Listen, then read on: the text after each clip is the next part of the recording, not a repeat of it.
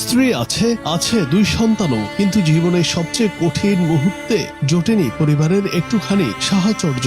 এমনকি মৃত্যুর পর শেষ বিদায়টুকু জানাতেও এগিয়ে আসেনি কোনো আপনজন। ব্রাহ্মণবাড়িয়া জেনারেল হাসপাতালের মর্গে টানা 5 দিন পড়ে থাকা 50 বছর বয়সী খোকন মিয়ার নিথর দেহটি যেন আজ মানবিকতার দেয়ালে এক বিশাল প্রশ্নচিহ্ন এঁকে দিয়ে গেছে।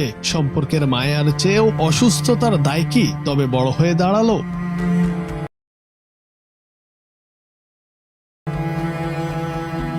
গুরুতর সংক্রমণ সেলুলাইটিস নিয়ে হাসপাতালের বিছানায় যখন যন্ত্রণায় কাতরাচ্ছিলেন খোকন মিয়া, তখন পুলিশ তার পরিচয় নিশ্চিত করে পরিবারকে খবর দেয়। কিন্তু সেই মুহূর্তেও মেলেনি কোনো সাড়া। পরিবার থেকে সাফ জানিয়ে দেয়া হয় তারা কোনো দায়িত্ব নিতে পারবেন না। গত 30 এপ্রিল শেষ নিঃশ্বাস ত্যাগ করার পর দীর্ঘ 6টি দিন তিনি মর্গের হিম শীতল আধারে পড়েছিলেন। হয়তো শেষবারের মতো প্রিয় কোনো হাতের স্পর্শ বা পরিচিত কোনো কণ্ঠের ডাক শোনার আশায় ছিল তার বিদেহী আত্মা, কিন্তু আপনজনদের কেউ আসেননি।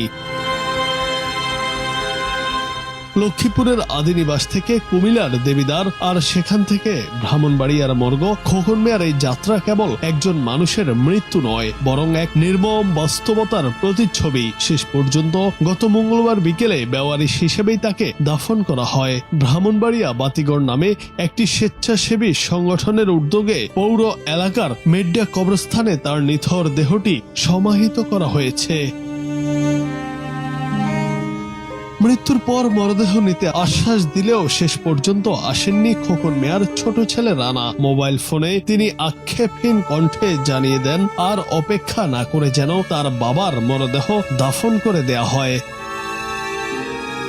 যেখানে রক্তের সম্পর্ক হার মেনেছে চরম অবহেলার কাছে, সেখানে দিন শেষে যেন প্রশ্ন রয়েই যায়, আমরা মানুষ হয়ে জন্ম নিলেও আসলে মানুষ হতে পারলাম কই? জুনায়েদ আহমেদ, বাংলা টিভি।